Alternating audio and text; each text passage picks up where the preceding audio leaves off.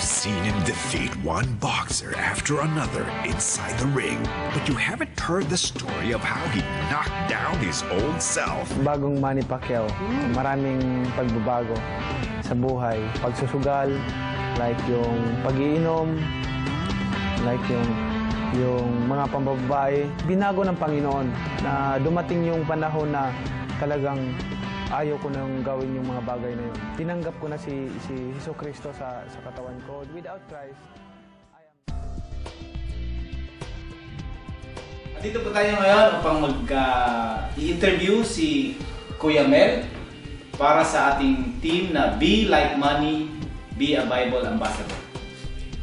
Kuya Mel, bago po tayo mag-umpisa sa question and answer, pwede niyo po bang sabihin sa ating manonood tungkol sa inyong ministeryo?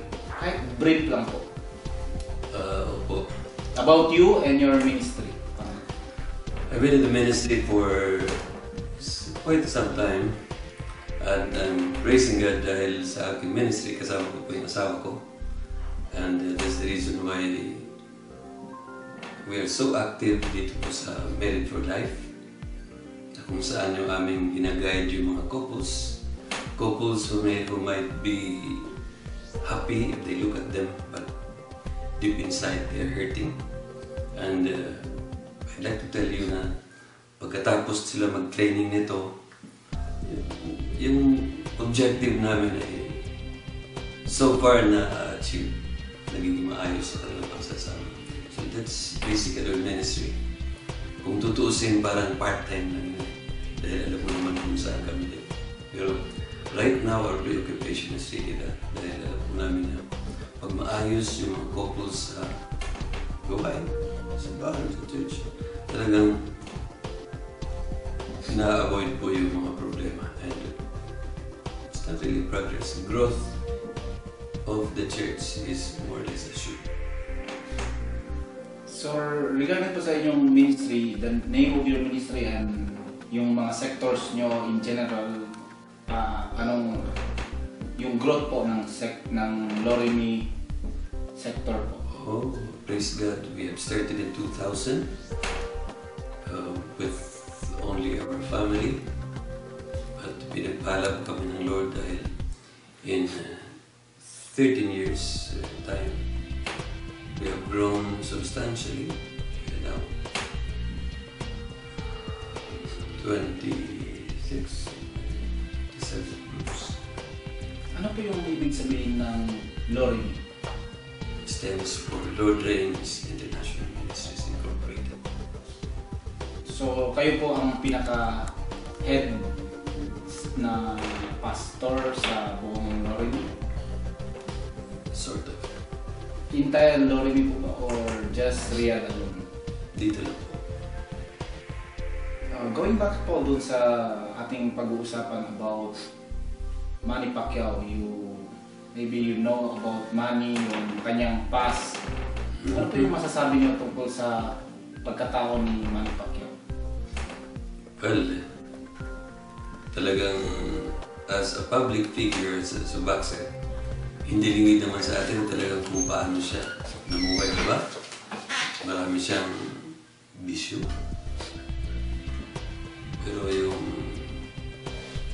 maganda naman doon ay alam naman natin lahat naman tayo ay meron mga pagkakamali naman tayo, diba? Sumiko din siya. Ang mahalaga kung sino siya ngayon. And that's why I'm blessing God dahil sa buhay niya na sa tingin ko naman ay maayos ever since siya tumanggap sa Lord. How do you find po yung advocacy niya na each and every one of us should be a Bible ambassador? Talagang dapat naman, di ba? I mean, I do not only support just because he has said that, but biblically, yun talaga dapat yung katauhan ko natin lahat maging disipulo ng Panginoon Jesucristo. Hindi lang po tayo dapat maging maging bench warmers kung saan tayo tinalaga ng Lord na sumamba.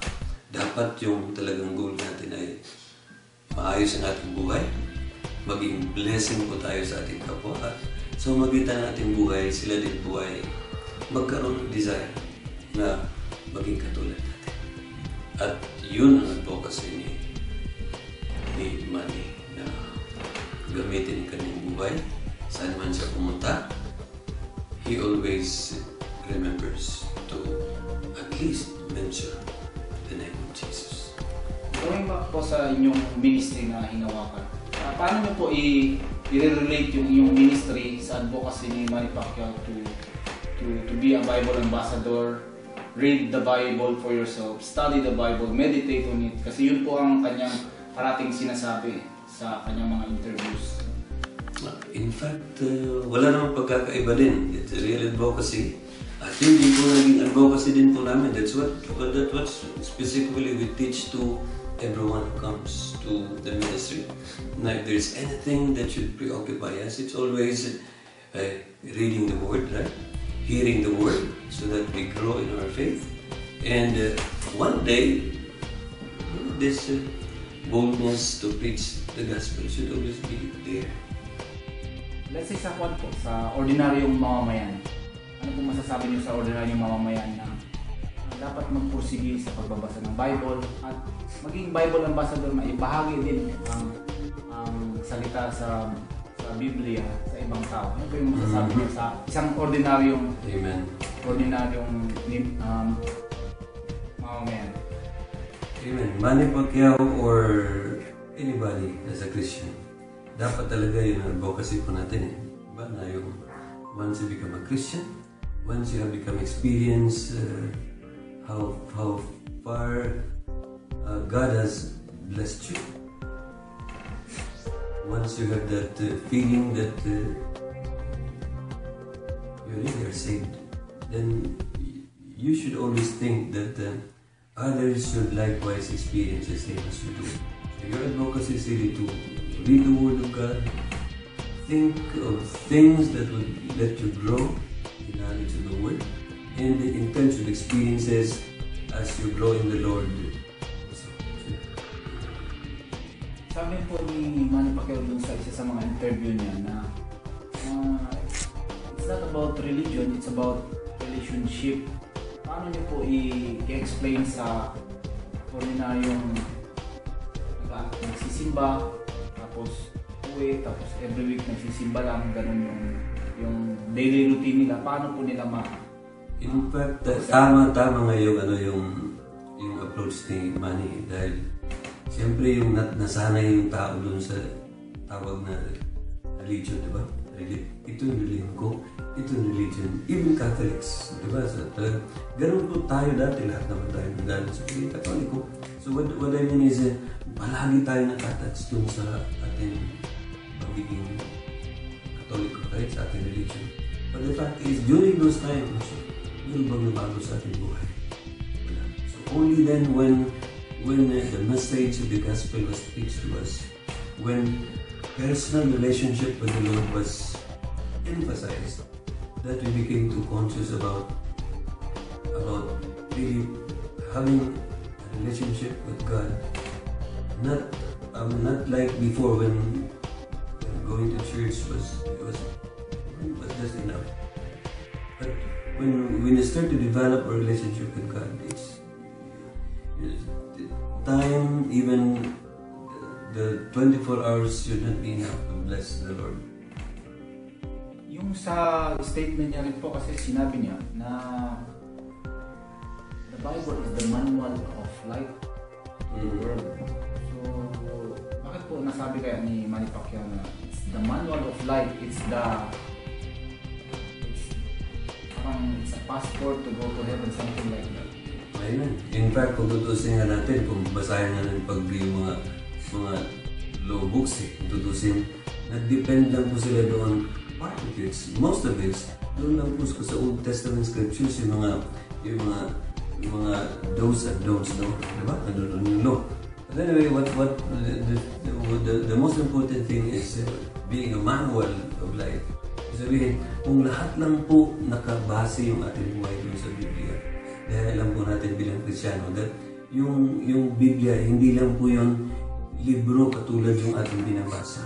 Yun po mismo ay salita ng Diyos.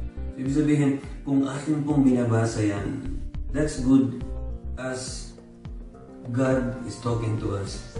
God is giving us instructions. And when you are listening to God and following His instructions, one thing is certain, you could never make a mistake in life. So, sigurado, manual. Hindi natin yun. Sa isang kagaya po sa Pilipinas, hindi po ba majority sa Pilipinas ay Kristiyano, pero iilan lamang po ang masasabi. Sabi nga po ni Manny Pacquiao, I go to church but during Sundays I go to church but during the weekdays nagkakasala ako, nagmumura ako, yung gumagawa ng kasalanan. So paano po kaya ma-overcome yun ng isang ordinaryong mamamayan na masundan nila yung advocacy ni Manny Pacquiao? Yun nga yung dahil yung concept kasi, ang old concept ng pagsamba sa Lord is parang ritual di ba? Yung pupunta ka lang doon sa church, attend, at yung akala mo ayos na yun. Pero kaya nga pag uwi mo, paglabas mo ng kung saan ka dumadalo, parang ganun pa rin ang buhay. Whereas if you establish a relationship with God, alam mo kahit lumabas ka ng church, kahit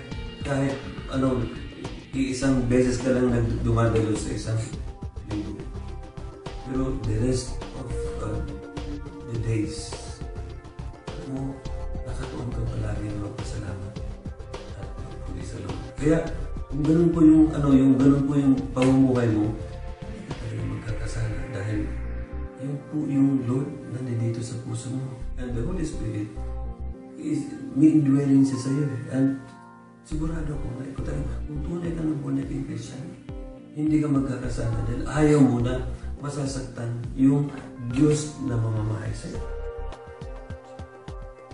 As a final word po sa ating mga viewers, sa ating mga listeners, paano nyo po in your own circle of influence, circle of friends, in your office, paano nyo po i-impose or ma-disseminate yung statement ni Manny Pacquiao na let us all be a Bible ambassadors of Christ? Okay. So, siguro talagang kahit naman sino, di ba? Dapat yung maging workplace ambassadors po tayo. And since nalulungo tayo, then emphasize po natin sa magitan nating buhay, dapat maging maayos. Sa magitan ating pananalita, dapat maayos. Sa ating kilos, dapat maayos. Above all, dapat, sabi nga ng Lord, whatever you do to the least of your brethren, or even your friends, you are doing it to the Lord. So if you practice what you preach, you practice what you believe in your heart, alam mo, yung mga tao na yan one day, ma-realize nila na tama na tayo. At hindi po sila magkakamali. They'll join us. And bless you, Lord. So, narinig po natin si Kuya Mel, yung kanyang insight about be like Manny, be a Bible ambassador.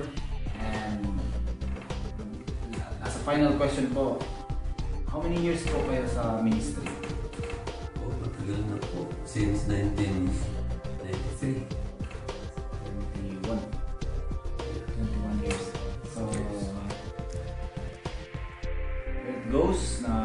Closing na tayo. Maraming salamat po, Kuya Mel. Thank you po sa iyong time. Thank you po sa iyong insight, sa iyong wisdom about our topic, about being a Bible ambassador and being like Manny Pacquiao promoting the Bible to the world. Amen.